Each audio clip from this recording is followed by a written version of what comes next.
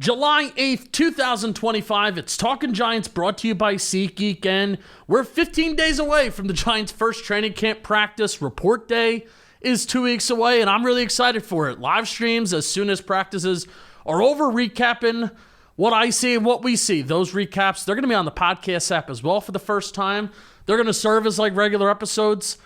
The plan is to keep those as 20 to 30 minute tight recaps and answering questions at the end for the YouTube chat. So if you can come hang out, YouTube chat when it's live, that'd be cool.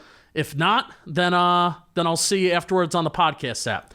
I won't be able to watch everything by myself, so I want to use the chat and all of you to kind of guide me on what we want to watch and follow together. Eventually, there's going to be a practice recap where I do nothing but watch and follow Jackson Dart's every move. Maybe I'll do the same for the rookie class, like Marcus Bowe, Cam Scatterbo, Darius Alexander, get healthy. Both of them, Cam Scatterbo and Darius Alexander, missed the spring.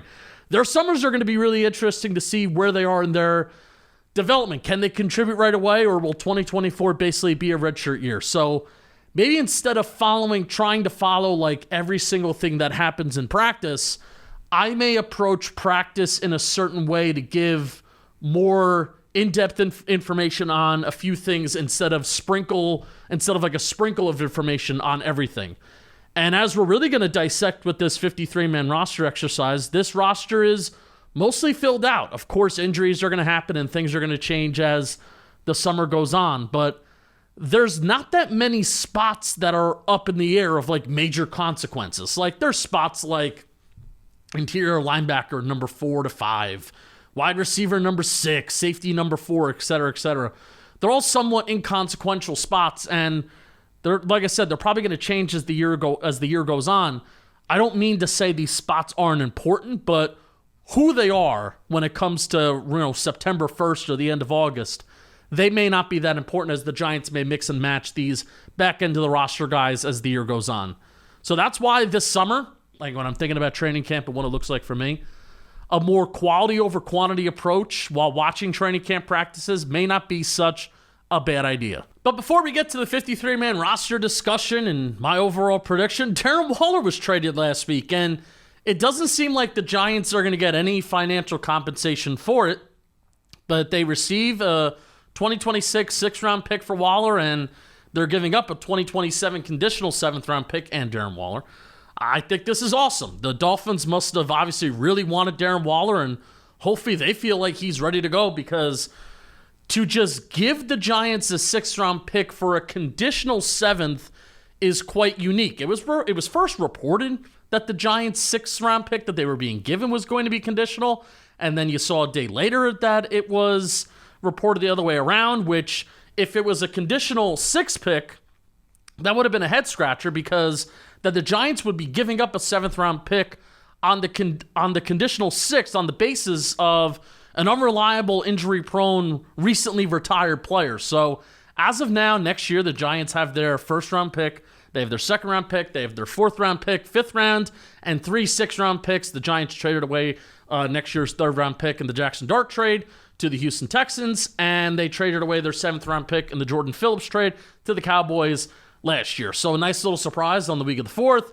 And if Waller doesn't wind up making the team or meeting the conditions of that seventh-round pick, then the Giants, I think they're just going to get back that seventh-round pick, which why not rule that out? Hopefully Darren Waller comes back. I would like to see him actually play and kind of ball out, but it kind of is ironic that, like, I hated the Giants. They lined me up at fullback for a couple snaps against the Bills. And then what is Miami possibly going to ask him to do? Because we all know, like, the San Fran, Mike McDaniel mindset.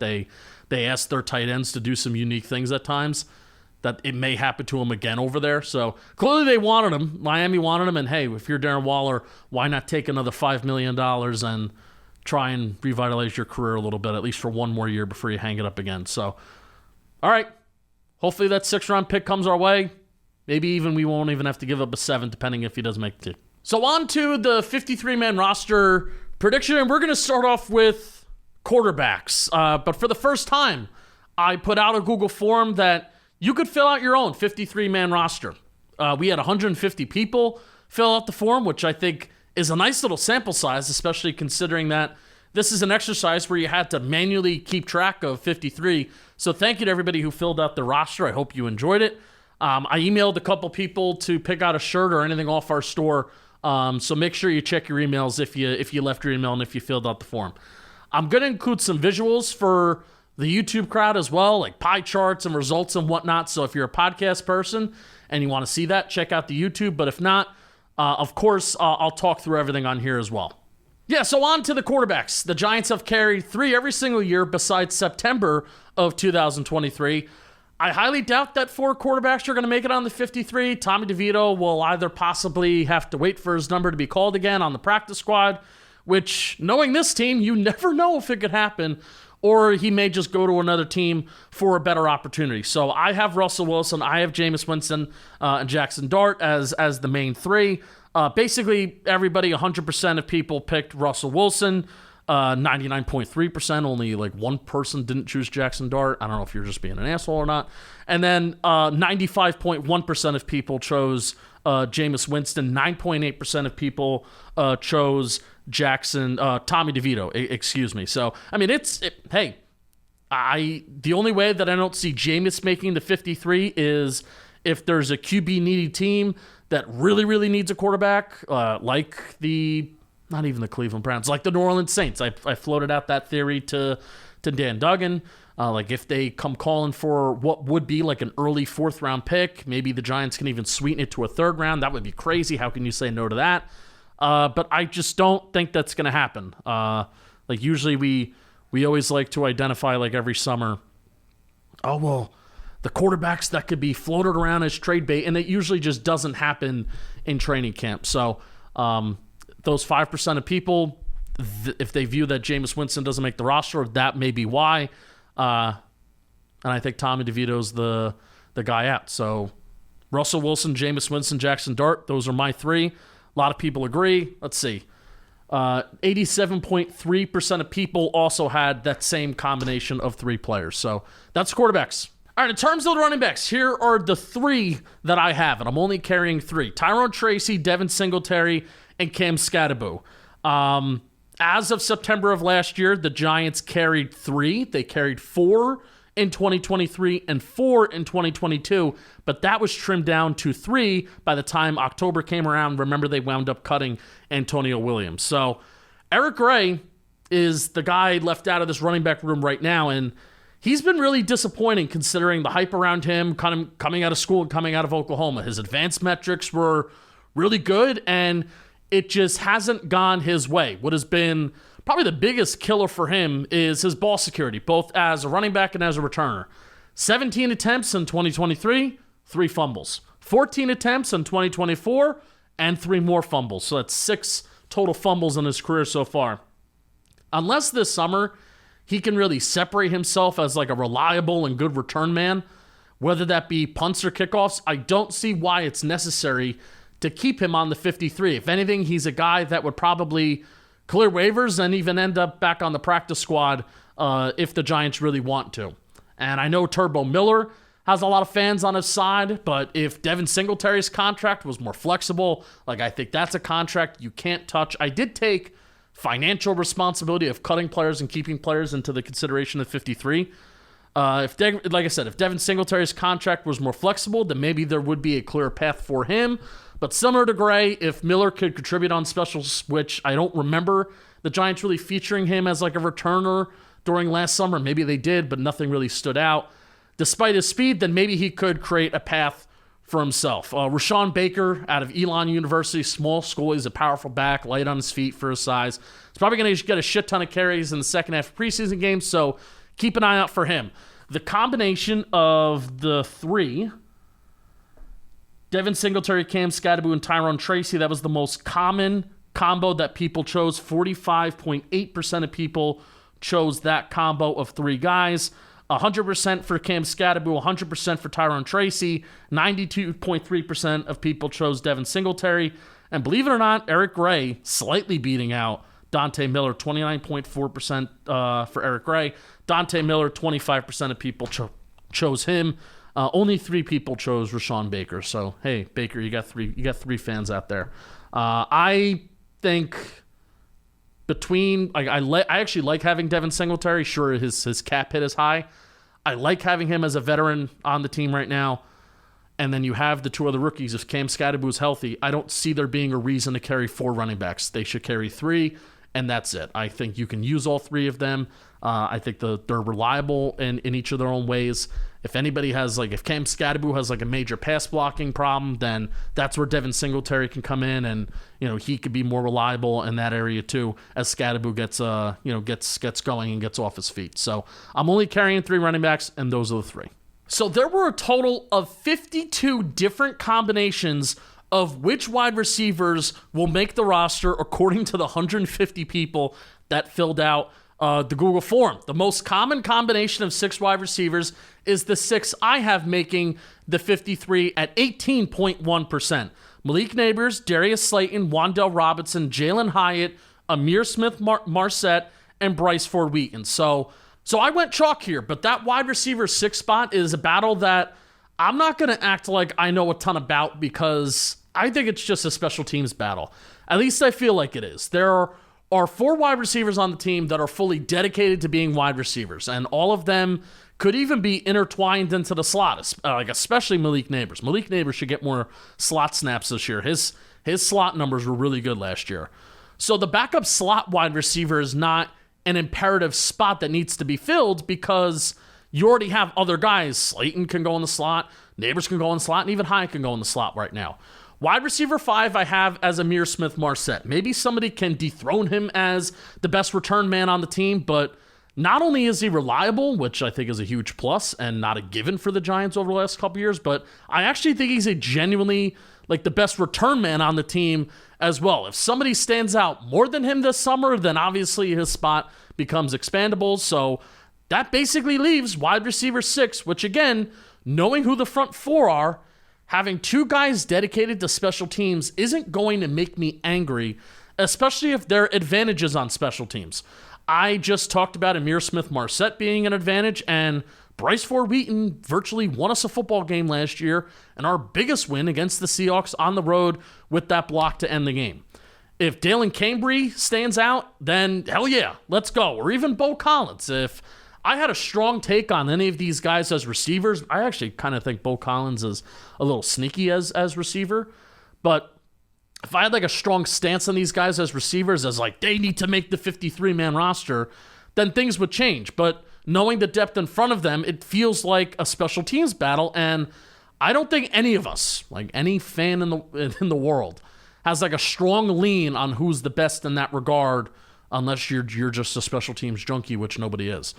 I'm excited to see Cambry. I'm excited to see Collins, Juice Wells, Daquan Felton, and even Zach Pascal to make some plays in camp and preseason. But for the 53-man roster, I just lean Bryce Ford-Wheaton, because at least we know what he's going to do as a special teamer. The next most common combination of wide receivers at both at 6.9% featured Lil Jordan Humphrey in the combination of 6 or 5 or 7 wide receivers. Now, we listed him as a wide receiver, and there was some conversation about switching to tight end. He looked a little thicker and bigger this spring. I'm not sure if there's been any follow-up on where he's lining up. We're going to see in training camp. I know he has NFL production. I just don't know if there's a spot for him. But if he's with the tight ends or if he's with the wide receivers, that's going to be pretty interesting. Like I said, 6.9% of you had Lil Jordan Humphrey as the most, like, the name that showed up the most, basically. So 4 wide receivers. 100% of you said Darius Slayton. 100% of you said Wan'Dale Robinson. 100% said Malik Neighbors. 98.6% said Jalen Hyatt. The next wide receiver after that is 87% of you said Amir Smith-Marset is going to make the team. Then the wide receiver that pops up the next after that is Bryce Ford-Wheaton at 56.6%. Then Bo Collins at 21%. Juice Wells at 18.9%. Dalen Cambry at 11.9%. And then the rest, Zach Pascal also got 23% of the votes as well. And then the rest of the guys are under 10%. So, again, the 6 that I have are Malik Neighbors, Darius Slayton, Wan'Dale Robinson, Jalen Hyatt, Amir Smith-Marset, and Bryce Ford-Wheaton. I think wide receiver 6, that is a spot that's up for grabs, but I chose Bryce Ford Wheaton because at least I know that he's good on special teams. Like, we hear that Dalen Cambry is good on specials. We know that that's a specialty. We know that he's blocked a couple kicks. That'll be a battle, but Bryce Ford Wheaton has done it well before. So that's why I'm kind of just rolling with him right now. All right, before I move on to the tight ends, I got to talk to you about SeatGeek, because today's episode is sponsored by SeatGeek. The MLB is in full swing. NFL schedule is out. Join me at some Giants games, please, this year. Football's right around the corner. And with SeatGeek, the MLB's official ticket marketplace, your tickets are fully guaranteed and instantly fulfilled in your account after purchase. No more waiting for some random person to I hope that my tickets get emailed to me before the game. With over 28 million downloads, SeatGeek is the #1 rated ticketing app in the world. There are more than 70,000 events listed on SeatGeek, including concerts. I may be going to a Vince Gill concert Friday the 11th at the Beacon Theater.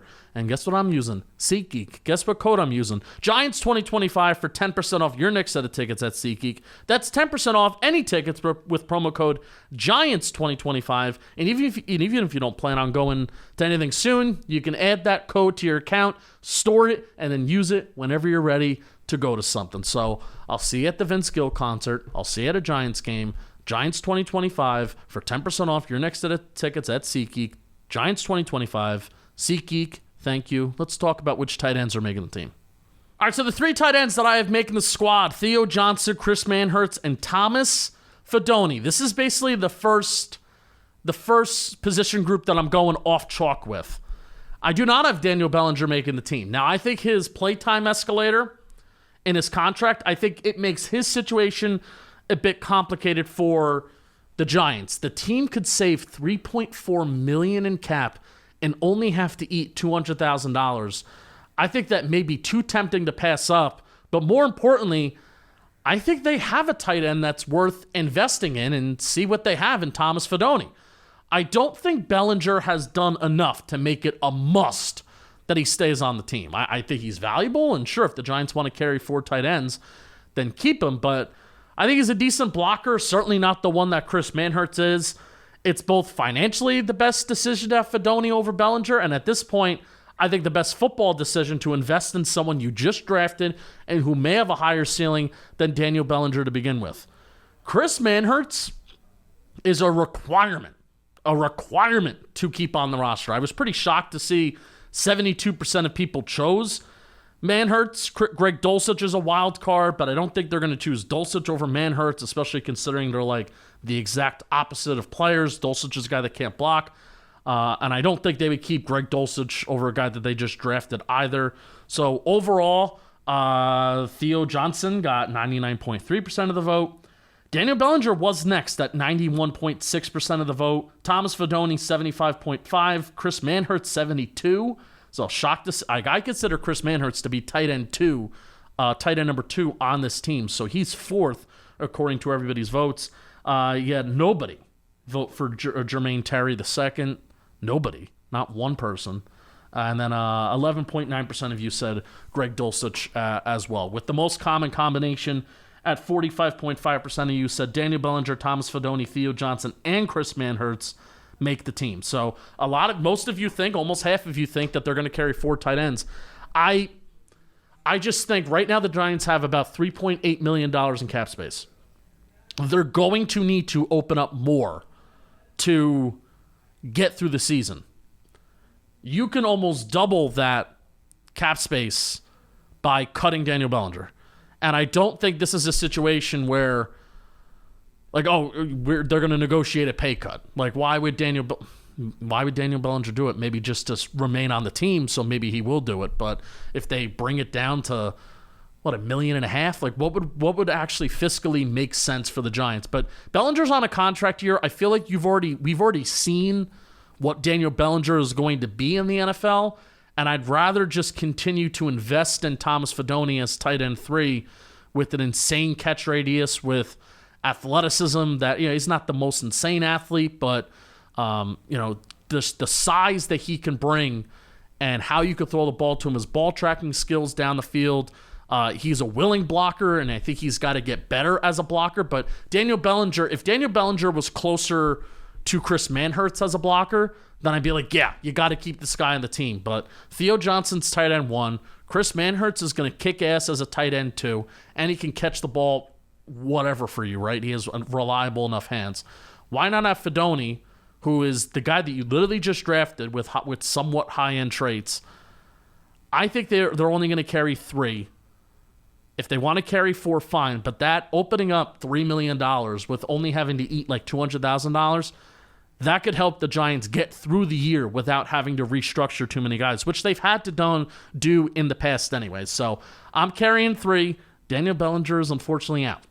All right, so going on to the offensive linemen. The Giants have carried 9 offensive linemen every single year under Joe Schoen and Brian Daboll. Here are the 10 that I have making the roster: Andrew Thomas, John Runyon, John Michael Schmitz, Greg Van Roten, Jermaine Illuminor, Evan Neal, Marcus Bowe, James Hudson, Jake Kubis, and Aaron Stinney.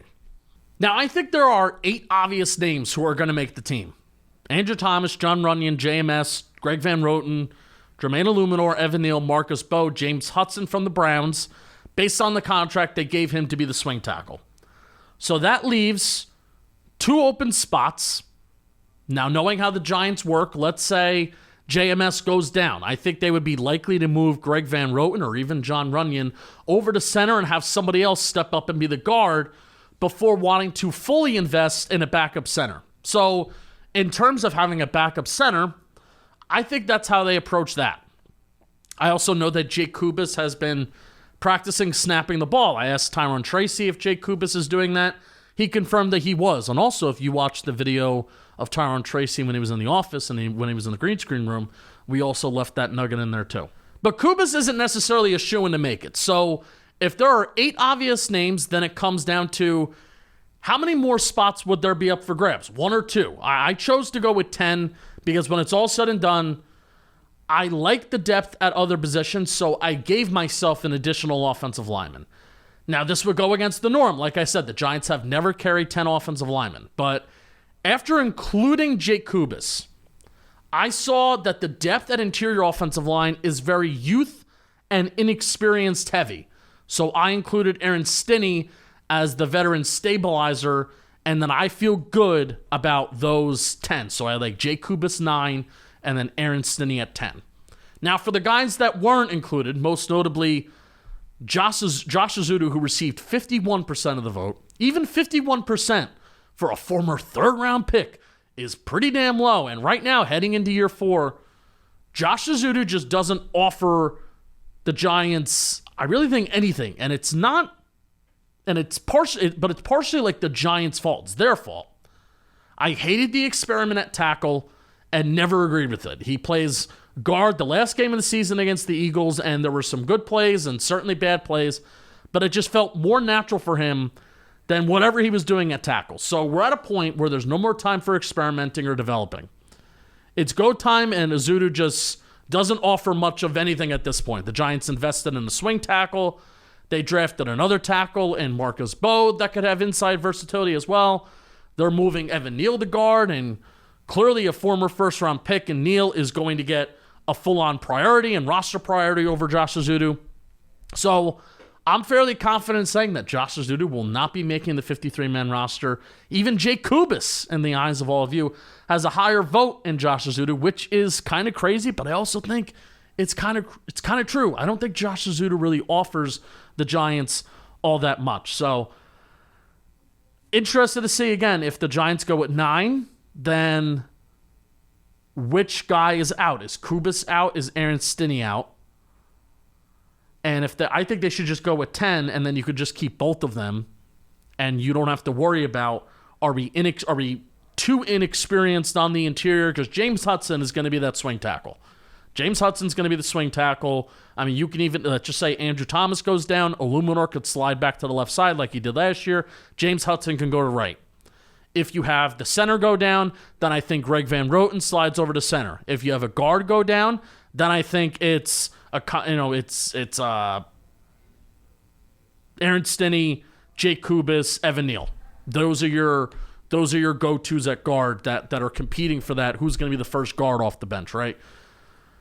But I like having Aaron Stinney here as a veteran presence, so you're not relying on a guy that was a UDFA last year in Jake Kubis and Evan Neal, who hasn't played guard since he was early on in his college career at Alabama. So that's why I think you should just carry 10.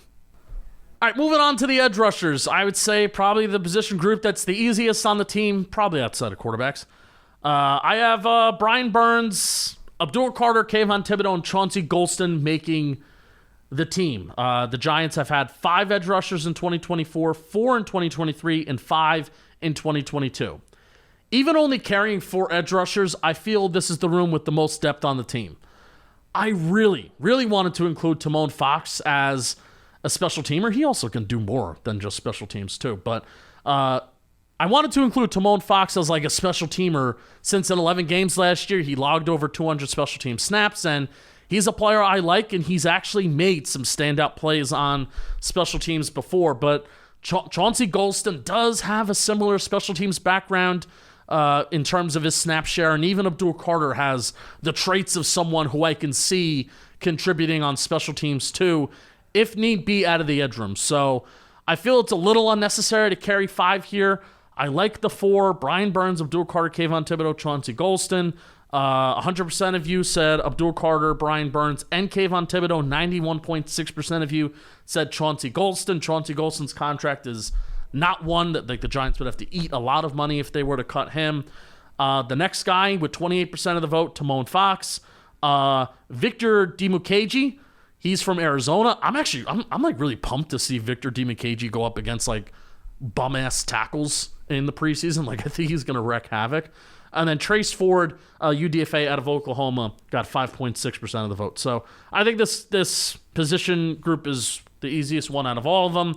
Let's see, how many percent of you? 50.3% of you chose the combination of the 4 of Burns, Carter, Golston, and Thibodeau to make the roster. And then 23.6% of you just added Timon Fox to make it 5. So what it comes down to is, do the Giants want to carry 4 edge rushers or 5? I think they would be good with carrying 4 if everybody stays healthy. All right, here's the interior defensive lineman I have in. I have a total of 6. Dexter Lawrence, Darius Alexander, Nacho, Jeremiah Ledbetter, DJ Davidson, and Roy Robertson Harris. The Giants carried 5 in 2024, 6 in 2023, and 5 in 2022. So they range between 5 to 6. Now, this is a tough one for me because this is the most meh position group on the team outside of the top 2 guys.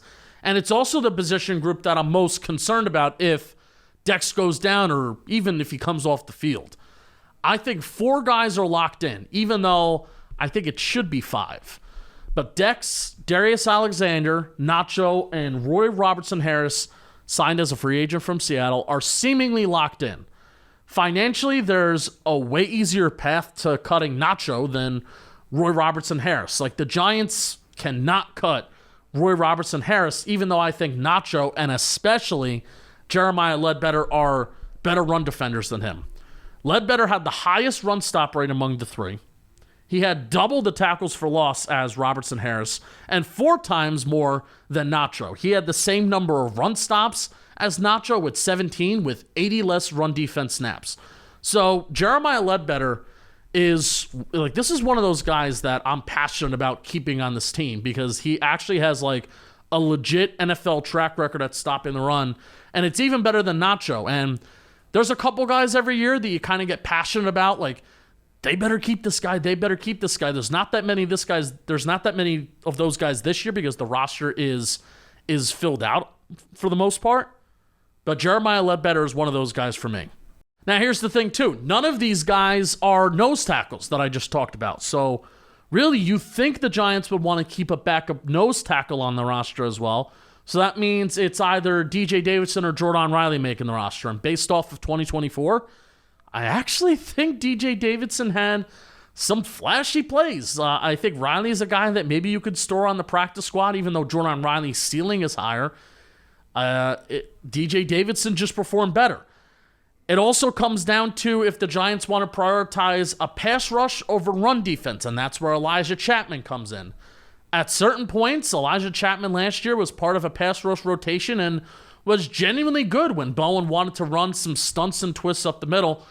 Chapman adds a pass rushing upside that some of these other guys do not bring at all. I will say that Chapman's role last year should automatically be filled up by Darius Alexander if he's healthy this year. The rest of the depth at interior defensive line, in my opinion, should be allocated to run stuffers, especially to avoid the disaster of getting dashed if Dexter Lawrence isn't on the field.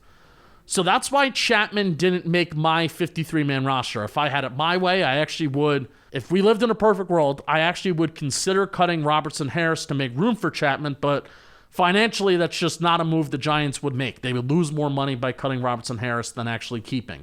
And I value what Ledbetter brings to the table more than what Elijah Chapman brings. Darius Alexander didn't participate at all during the spring, so we'll see if his injury sidelines him into camp and in the regular season.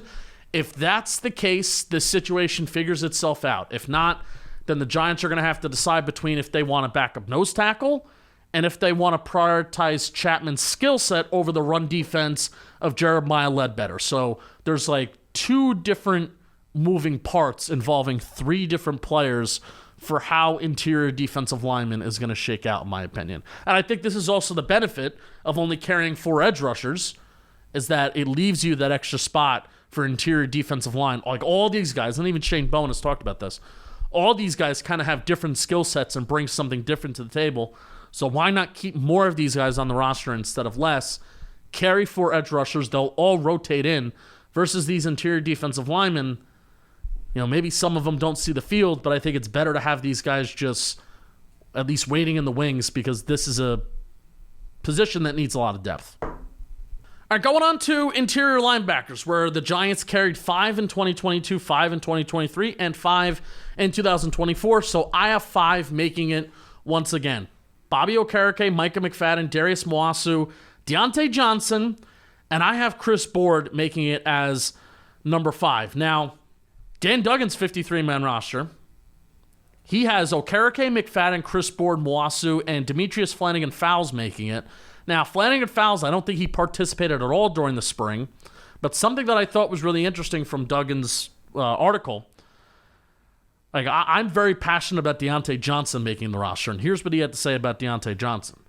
Johnson, who flashed in limited opportunities last year, was surprisingly buried on the depth chart this spring despite Bobby Okereke and Flanagan-Fowles being sidelined this spring.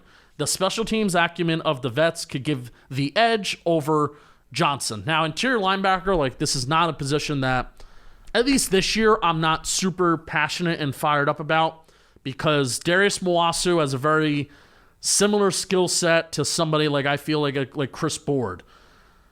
They're special teams guys first. Like Moasu was drafted as, you know, a day 3, 6th round pick as a special teams ace. That's what he was drafted to be.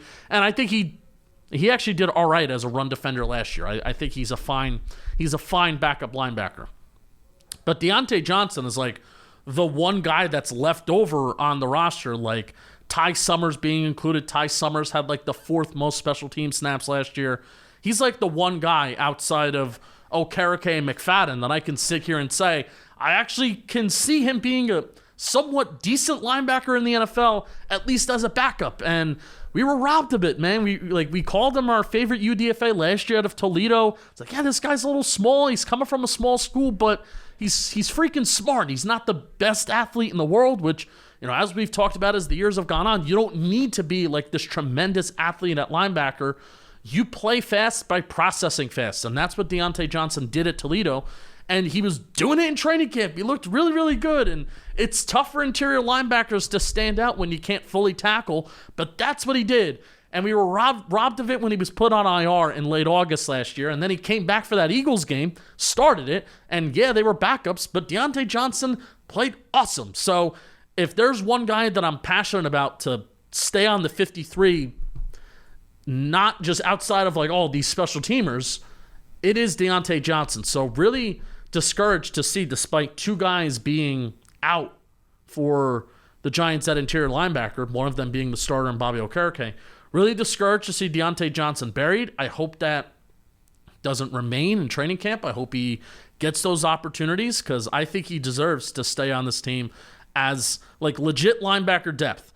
Demetrius Flanagan-Fowles from the 49ers, Like, you don't need 3 guys solely dedicated to special teams. Like, I think Deontay Johnson can legit play linebacker. And I even think, like, Chris Board, from everything that we heard about Chris Board coming over from the Ravens, special teams, I believe the captain over there, but also they liked his ability to play linebacker too. So, Darius Moasu, special teamer, showed that he can survive at linebacker last year. Okay, cool.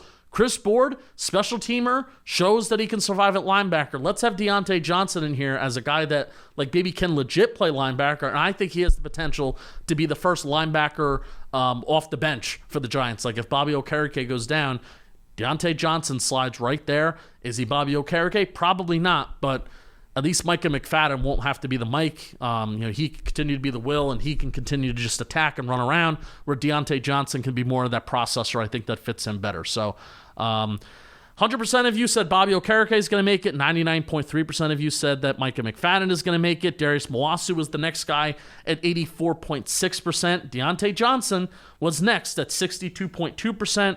Chris Board at 54.5%, and then it was a tie between Ty Summers and Demetrius Flanagan-Fowles at 11.9%. So those are my 5. Okereke, McFadden, Moasu, Deontay Johnson, Chris Board. Really rooting for Deontay Johnson because that's a guy that we've liked for the last 2 years. All right, before I get to talking about the cornerbacks, today's episode is sponsored by Hims. It can be hard not to talk about being able to get hard, as Dave Gettleman says, but Hims is here to make things much easier. Their all-online process connects you with the licensed healthcare provider who can recommend personalized ED treatments from the comfort of your home. Hims offers access to ED treatment options that cost 95% less than brand names. With hundreds of thousands of trusted subscribers, Hims can help you find the ED option that works for you if appropriate. The process is 100% online, so there's no need for uncomfortable doctor's visits. Start your free online visit today at hims.com/giants. Find ED treatment that's up to 95% less than brand names at hims.com/giants, hims.com/giants. Actual price will depend on product and subscription plan. Feature products include compounded drug products which the FDA does not approve or verify for safety, effectiveness, or quality. Prescription required. See website for details, restrictions, and important safety information. Bada bing, bada boom. Let's talk about some cornerbacks, shall we? I'm carrying 6. The Giants carried 6 in 2024. Now, it's actually 7 if you want to count Isaiah Simmons as a slot corner. Remember, that was a world we lived in? They carried 6. They didn't carry 7. Because Isaiah Simmons was never a slot corner. They carried 5 in 2023. Now, it was 6 by the time October came around. And then they carried 6 in 2022. So, even though there was, they had 5 in 2023. Remember, that was the Adoree Jackson is in the slot and we're putting 2 rookies on the outside. Remember, that was a world we also lived in too.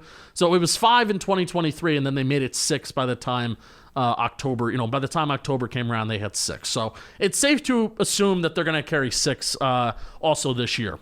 The 6 that I have: Paulson Adebo, Deontay Banks, Drew Phillips, Cordell Flott, Corey Black as a 7th round draft pick. And I have Trey Hawkins making it as the 6th and final guy. I hope that he's fully healthy and fully ready to go.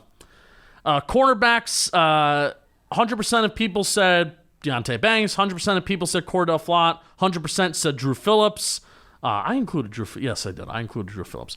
97.2% of people said Paulson Adebo. 73.4% of people said Corey Black. And then the next one after that, Big old drop off. 8.4% for O'Donnell Fortune, our favorite UDFA out of South Carolina. Art Green, 11.9%, who actually made some decent plays last year when everybody got hurt.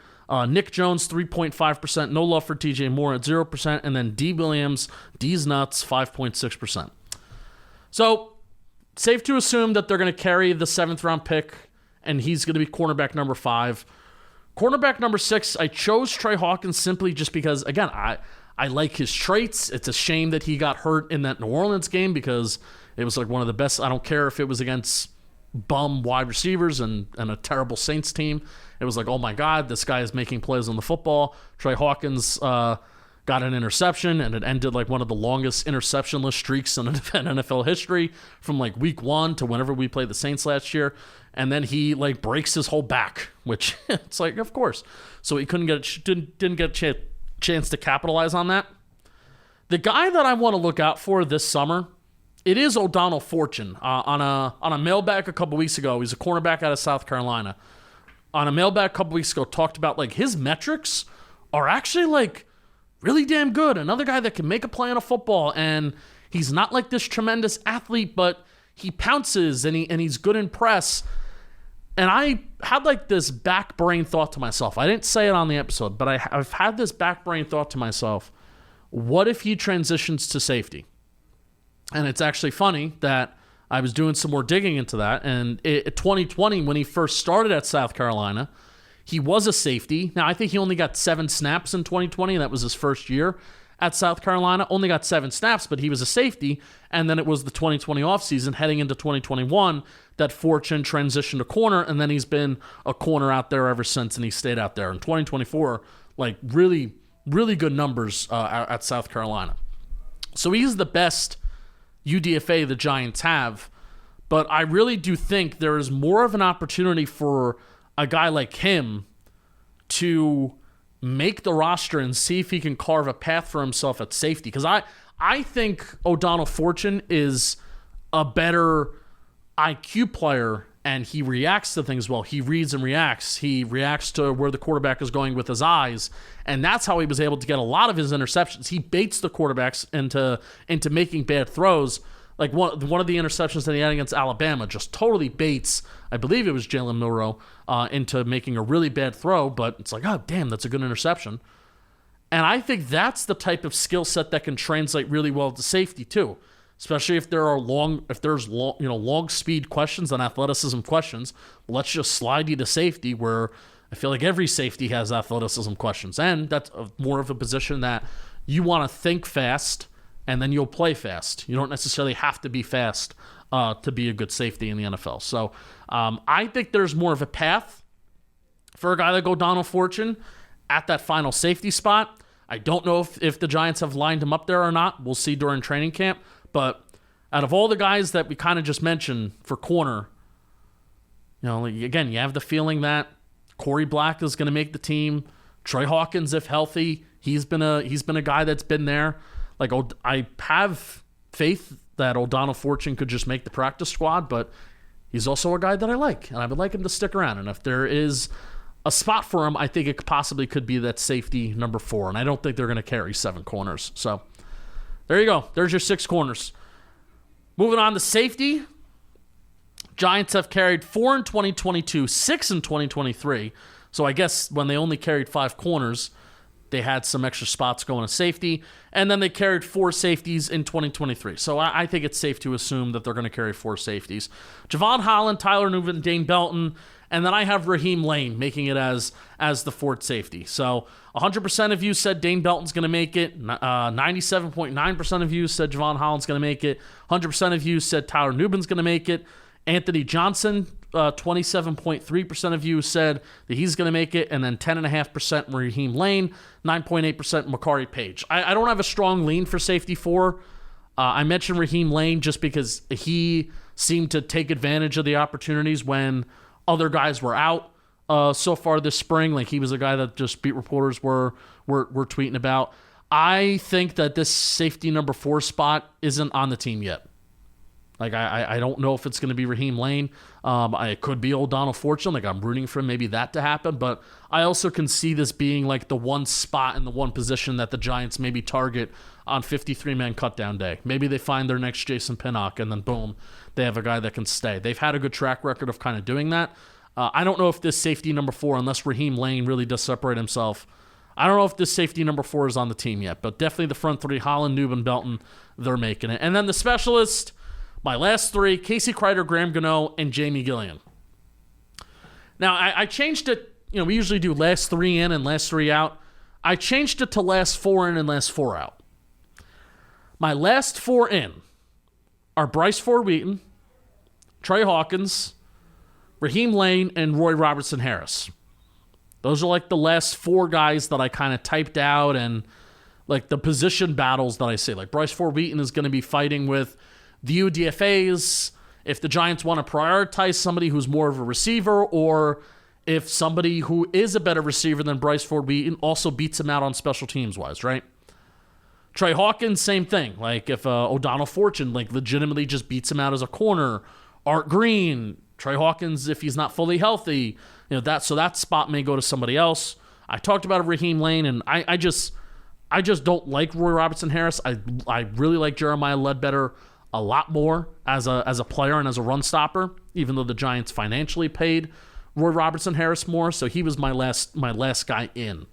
My last 4 out: Elijah Chapman, Timon Fox, Daniel Bellinger, and O'Donnell Fortune. And we talked about those 4 guys throughout the episode. So I think that's going to be it. I'm going to be back later on this week. I'm going back to twice a week. Excited about it. I'm going to do a stat prediction show, and it's not just going to be over-unders. I'm going to try and, Russell Wilson, Tyrone Tracy, Malik Neighbors, Dexter Lawrence, the most significant players on the team, I'm going to give, a stat line of what I think they're going to do. And we'll see how right I am or how wrong I am. So I'll see you then. Let's go Giants, baby, and take it away, Joey. I'll see you later in the week. It starts today! Let's go Giants! We woo!